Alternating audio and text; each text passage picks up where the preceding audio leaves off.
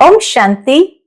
आज 26 फरवरी 2025 और आज सारे भारत भर में हर शिवालय में महाशिवरात्रि का पावन दिन सभी बड़े धूमधाम से मनाते हैं।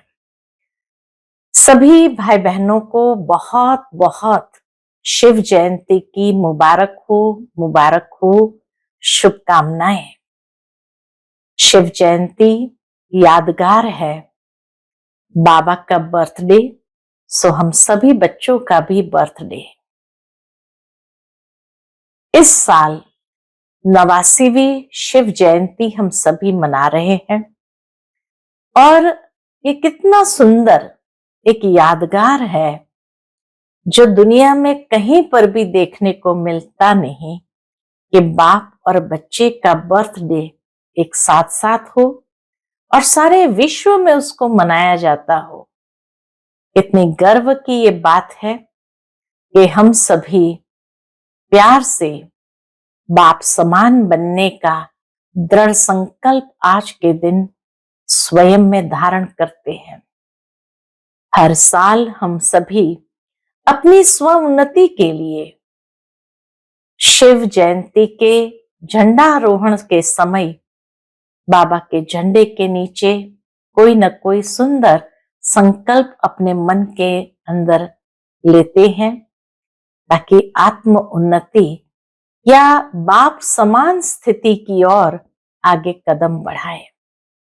तो इस साल भी हम सभी बाबा के इस झंडे के नीचे यही शुभ संकल्प लेंगे कि हम सभी बाप समान बने।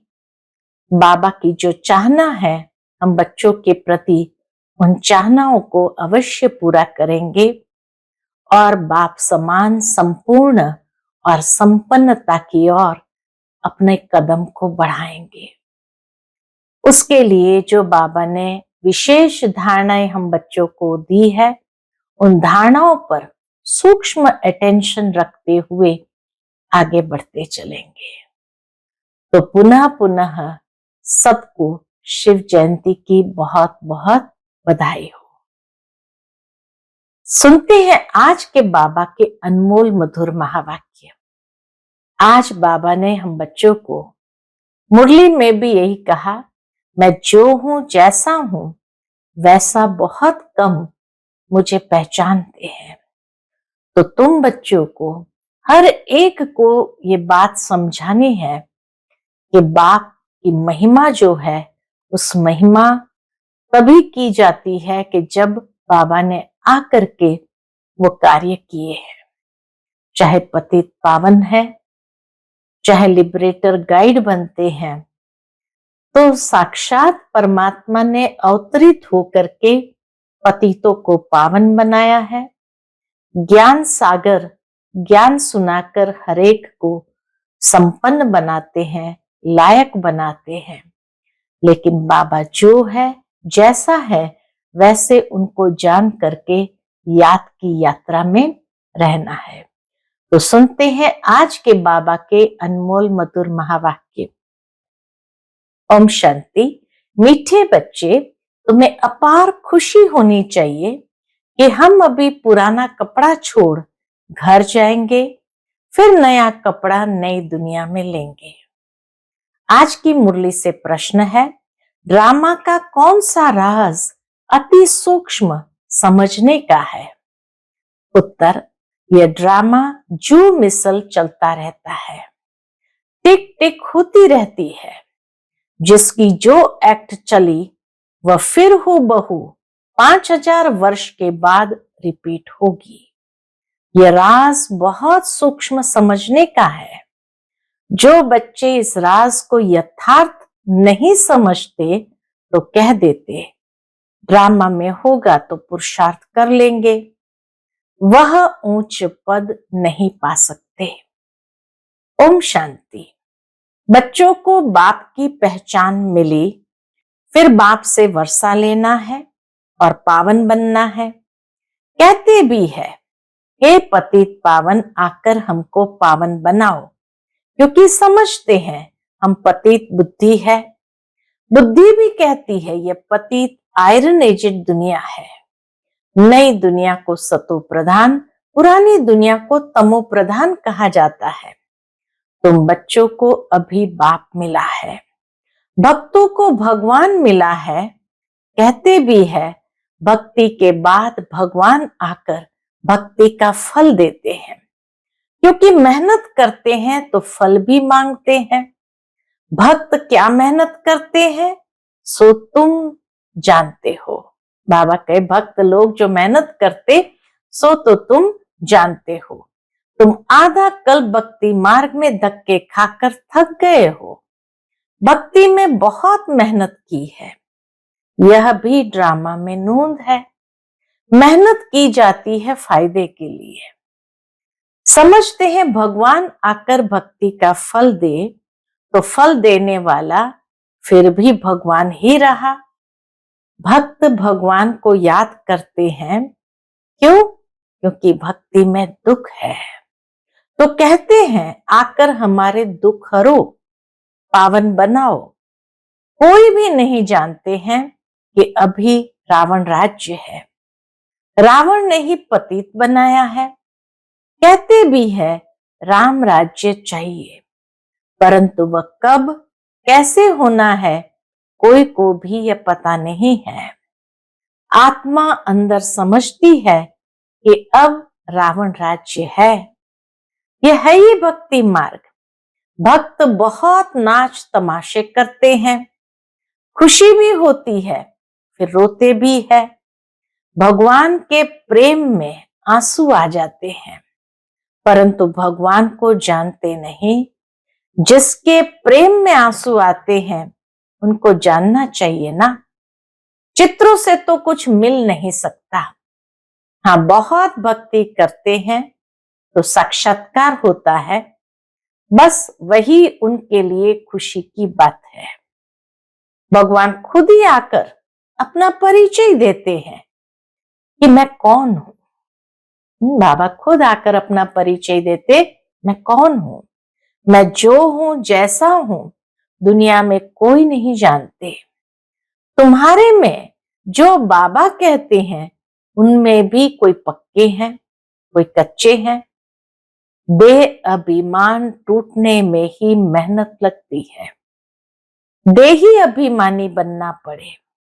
बाप कहते तुम आत्मा हो, तुम 84 जन्म भोग तमो प्रधान बने हो। अभी आत्मा को तीसरा नेत्र मिला है। आत्मा समझ रही है।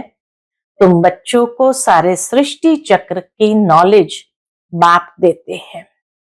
बाप नॉलेजफुल है तो बच्चों को भी नॉलेज देते हैं। कोई पूछे सिर्फ हम ही 84 जन्म लेते हैं?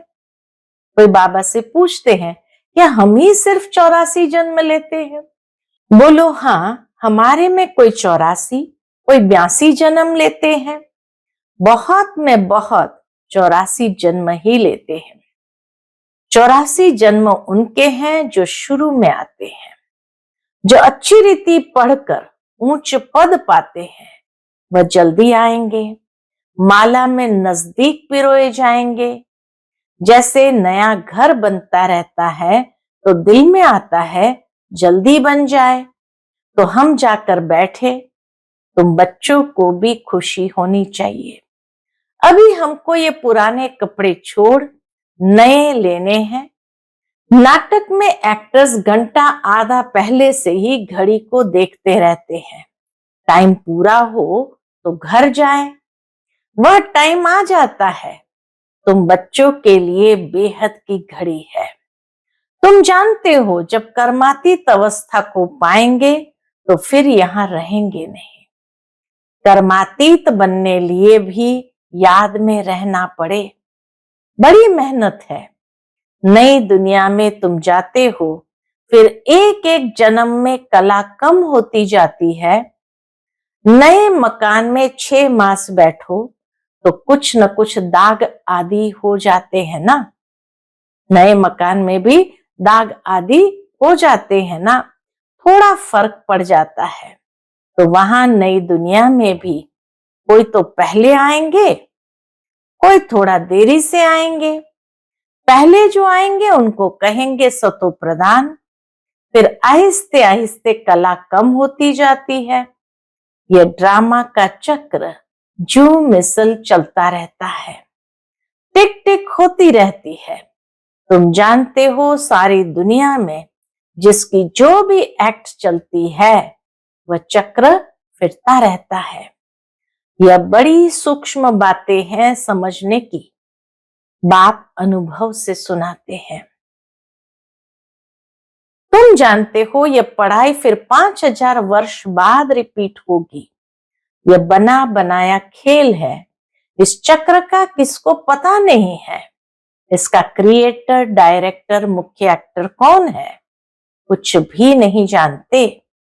अभी तुम बच्चों को पता है हम 84 जन्म भोग अब वापस जाते हैं। हम आत्मा है।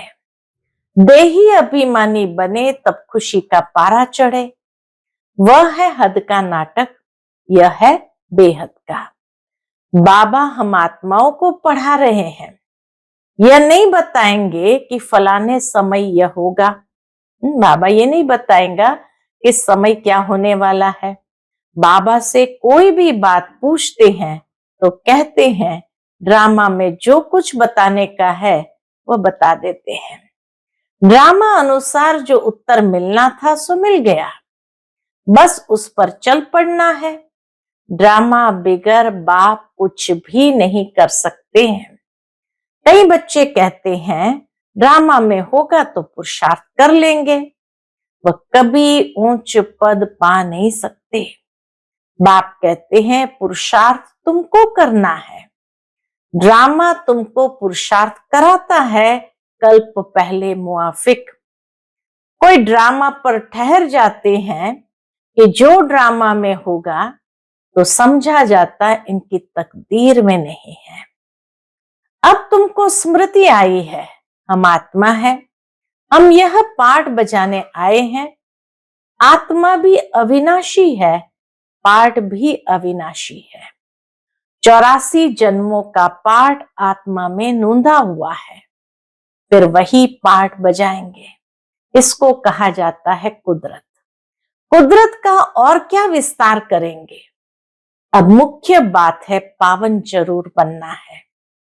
यही फिक्रात है। कर्म करते हुए बाप की याद में रहना है। तुम एक माशुक के आशिक हो ना। एक माशुक को सब आशिक याद करते हैं। वह माशुक कहते हैं अभी मुझे याद करो, मैं तुमको पावन बनाने आया हूं। तुम मुझे ही पतित पावन कहते हो, फिर मुझे भूलकर गंगा को क्यों पतित पावनी कहते हो। अभी तुमने समझा है तो वह सब छोड़ दिया है। तुम समझते हो बाप ही पतित पावन है। अब पतित पावन श्री कृष्ण को समझ कभी याद नहीं करेंगे, परंतु भगवान कैसे आते हैं ये कोई नहीं जानते। भगवान कैसे इस संसार में आते, बाबा कहे ये कोई नहीं जानते। श्री कृष्ण की आत्मा जो सतयुग में थी वह अनेक रूप धारण करते करते अभी तमो प्रधान बनी है, फिर सतो प्रधान बनती है। शास्त्रों में ये भूल कर दी है। यह भी भूल जब हो तब तो हम आकर अभूल बनाए। बाबा कहिए भूल ड्रामा में हो तब तो बाबा आकर अभूल बनाए ना। ये भूले भी ड्रामा में है, फिर भी होगी। अब तुमको समझाया है शिव भगवान वाच। भगवान कहते हैं शिव को, भगवान कहते भी शिव को है। भगवान तो एक ही होता है। सब भक्तों को फल देने वाला एक भगवान, उनको कोई भी जान नहीं सकते। आत्मा कहती है ओ गॉड फादर। वह लौकिक फादर तो यहां है, फिर भी उस बाप को याद करते हैं तो आत्मा के 2 फादर हो जाते हैं। भक्ति मार्ग में उस फादर को याद करते रहते हैं। आत्मा तो है ही। इतनी सब आत्माओं को अपना अपना पार्ट मिला हुआ है। एक शरीर छोड़ फिर दूसरा ले पाठ बजाना होता है। यह सब बातें बाप ही समझाते हैं। कहते भी है हम यहाँ पाठ बजाने आए हैं। ये एक मांडवा है, उनमें ये चांद सितारे आदि सब बत्तियां हैं। इन सूर्य चांद सितारों को मनुष्य देवता कह देते हैं, क्योंकि ये बहुत अच्छा काम करते हैं, रिमझिम करते हैं, इसको तकलीफ नहीं देते हैं, सबको सुख देते हैं, बहुत काम करते हैं, इसलिए इनको देवता कह देते हैं। अच्छा काम करने वाले को कहते हैं ना, ये तो जैसे देवता है। अब वास्तव में देवताएं तो सतयुग में थे, सब सुख देने वाले थे, सबकी प्रीत थी, इसलिए देवताओं से उनकी भेंट की है। देवताओं के गुण भी गाए जाते हैं, उन्हों के आगे जाकर गाते हैं, हम निर्गुण हारे में कोई गुण नहीं। आप ही तरस पिरोए, आपको तो तरस पड़ता होगा। बाप कहते तरस पड़ा है तब तो फिर से आया हूं तुमको गुणवान बनाने। तुम पूज्य थे, अब पुजारी बने हो, फिर पूज्य बनो। हम सो का अर्थ भी तुमको समझाया है। मनुष्य तो कह देते आत्मा सो परमात्मा, परमात्मा सो आत्मा। बाप कहते हैं यह रॉन्ग है। तुम आत्मा निराकार थी, फिर सो देवता क्षत्रिय वैश्य शूद्र बनी, अब सो ब्राह्मण वर्ण में आई हो। आत्मा पहले सतो प्रधान सतो रजो तमो में आती है। अभी तुम बच्चे समझते हो ये नॉलेज बाबा कल्प कल्प संगम युग पर हमको आकर देते हैं। बरोबर भारत स्वर्ग था, वहां इतने थोड़े मनुष्य होंगे। अभी कलयुग है, सब धर्म आ गए हैं। सतयुग में थोड़ी कोई धर्म था, वहां होता ही है एक धर्म, बाकी सब आत्माएं चली जाती है। तुम जानते हो अभी इस पुरानी दुनिया का विनाश सामने खड़ा है। बाप राजयोग सिखला रहे हैं। कोई भी आए बोलो ये बेहद की घड़ी है। बाप ने दिव्य दृष्टि से ये घड़ी बनवाई है। जैसे वह घड़ी तुम घड़ी घड़ी देखते हो, अब ये बेहद की घड़ी याद पड़ती है। बाप ब्रह्मा द्वारा एक धर्म की स्थापना, शंकर द्वारा आसुरी दुनिया का विनाश कराते हैं। बुद्धि भी कहती है चक्र फिरना जरूर है। कलयुग के बाद सतयुग आएगा। अभी मनुष्य भी बहुत है, उपद्रव भी बहुत होते रहते हैं, मुसल भी वही है। शास्त्रों में तो कितनी कथाएं बना दी है। बाप आकर वेदों शास्त्रों का सार समझाते हैं। मुख्य धर्म ही है 4, ये ब्राह्मण धर्म है 5वां। सबसे ऊंचते ऊंच यह है छोटा, छोटा धर्म। बाबा कहे सबसे ऊंचते ऊंच यह है छोटा धर्म। यज्ञ की संभाल करने वाले ब्राह्मण है। यह ज्ञान यज्ञ है, उपद्रव को मिटाने के लिए यज्ञ रचते हैं। वह समझते हैं यह लड़ाई आदि न लगे। अरे लड़ाई नहीं लगेगी तो सतयुग कैसे आएगा? इतने सब मनुष्य कहां जाएंगे? हम सब आत्माओं को ले जाते हैं तो जरूर शरीर यहाँ छोड़ना पड़े।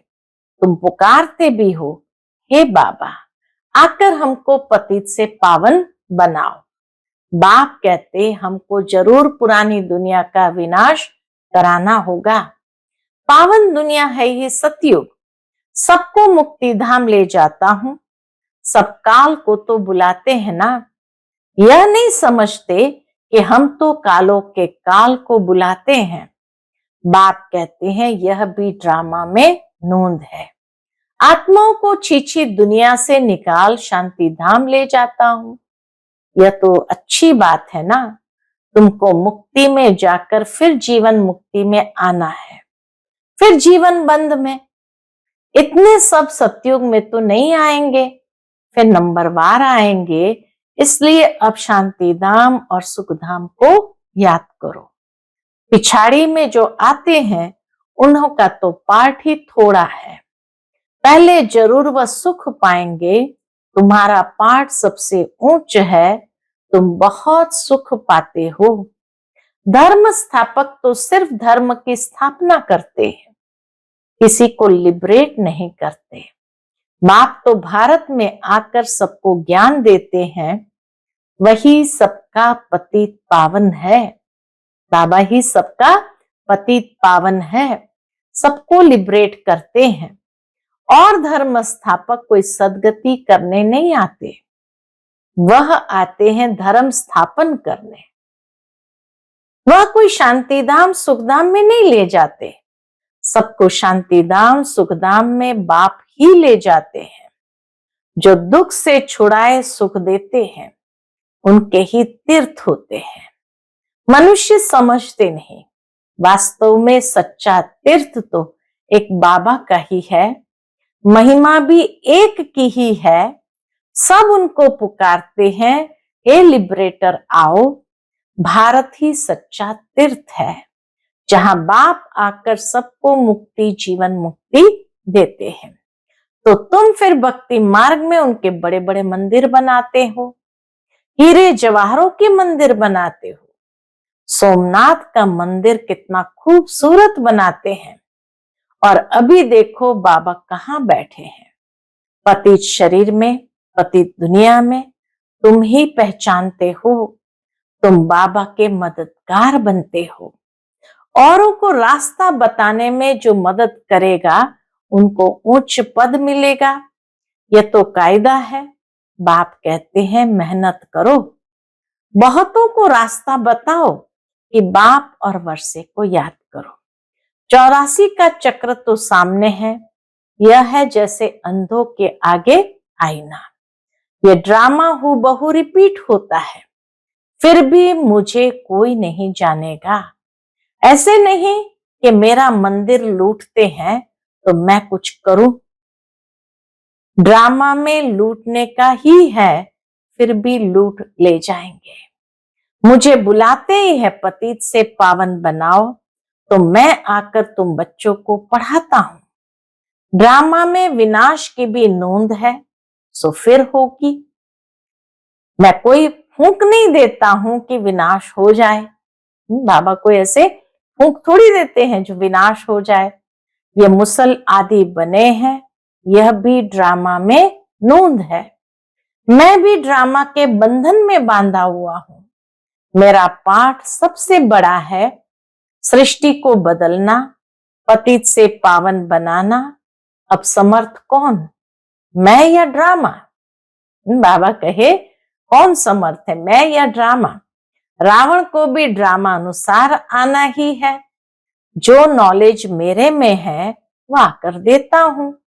तुम शिव बाबा की सेना हो, रावण पर जीत पाते हो। बाप कहते सेंटर्स खोलते रहो, मैं आता हूं पढ़ाने। मैं कुछ लेता नहीं हूं, बाबा कुछ लेता नहीं है। पैसे जो कुछ है वह इसमें सफल करो।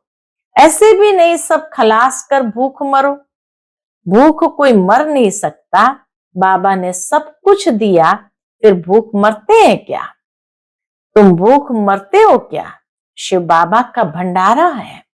आजकल तो दुनिया में देखो कितने मनुष्य भूख मरते रहते हैं। अभी तुम बच्चों को तो बाप से पूरा वर्षा लेने का पुरुषार्थ करना है।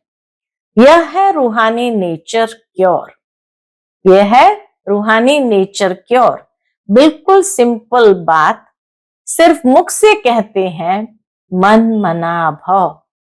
आत्मा को क्योर करते हैं, इसलिए बाप को अविनाशी सर्जन भी कहते हैं। कैसा अच्छा ऑपरेशन सिखलाते हैं। मुझे याद करो तो तुम्हारे सब दुख दूर हो जाएंगे, चक्रवर्ती राजा बन जाएंगे। इन कांटों के जंगल में रहते हुए ऐसे समझो कि हम फूलों के बगीचे में जा रहे हैं, घर जा रहे हैं। एक दो को याद दिलाते रहो।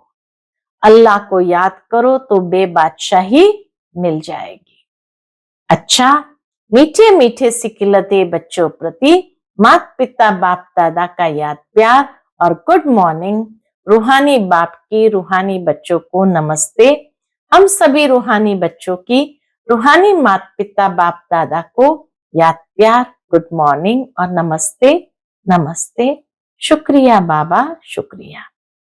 आज की मुरली से धारणा का मुख्य सार है। पहली पॉइंट, उच्च पद पाने के लिए बाप का पूरा पूरा मददगार बनना है, अंधों को रास्ता दिखाना है, बेहद की घड़ी को सदा याद रखना है। दूसरी पॉइंट, यज्ञ की संभाल करने के लिए सच्चा सच्चा ब्राह्मण बनना है। पैसे आदि जो है उन्हें सफल कर बाप से पूरा पूरा वर्षा लेना है। आज का बाप दादा का मधुर वरदान हम बच्चों के प्रति है, मन मना भव की विधि द्वारा बंधनों के बीज को समाप्त करने वाले नष्टो मोहा स्मृति स्वरूप भव। मन मना भव की विधि द्वारा बंधनों के बीज को समाप्त करने वाले नष्टो मोहा स्मृति स्वरूप भव। बंधनों का बीज है संबंध। जब बाप के साथ सर्व संबंध जोड़ लिए तो और किसी में मोह कैसे हो सकता? बिना संबंध के मोह नहीं होता, और मोह नहीं तो बंधन नहीं। जब बीज को ही खत्म कर दिया तो बिना बीज के वृक्ष कैसे पैदा होगा? यदि अभी तक बंधन है तो सिद्ध है कि कुछ तोड़ा है, कुछ जोड़ा है। इसलिए मन मना भव की विधि से मन के बंधनों से भी मुक्त नष्ट मोहा स्मृति स्वरूप बनो। फिर यह शिकायतें समाप्त हो जाएंगी। क्या करे, बंधन है, कटता नहीं है। आज का स्लोगन है, ब्राह्मण जीवन का सांस उमंग उत्साह है, इसलिए किसी भी परिस्थिति में उमंग उत्साह का प्रेशर कम न हो। ब्राह्मण जीवन का सांस उमंग उत्साह है, इसलिए किसी भी परिस्थिति में उमंग उत्साह का प्रेशर कम न हो। आज का व्यक्त इशारा है, एकांत प्रिय बनो, एकता और एकाग्रता को अपनाओ। जितना सेवा की हलचल में आते हो उतना बिल्कुल अंडरग्राउंड चले जाओ। जितना सेवा की हलचल में आते हो उतना बिल्कुल अंडरग्राउंड चले जाओ। कोई भी नई इन्वेंशन और शक्तिशाली इन्वेंशन अंडरग्राउंड ही करते हैं, तो एकांतवासी बनना ही अंडरग्राउंड है। जो भी समय मिले, इकट्ठा 1 घंटा व आधा घंटा समय नहीं मिलेगा, लेकिन बीच में 5 मिनट भी मिले तो सागर के तले में चले जाओ। इससे संकल्पों पर ब्रेक लग सकेगी, फिर वाणी में आना चाहेंगे तो भी नहीं आ सकेंगे। अच्छा, ओम शांति।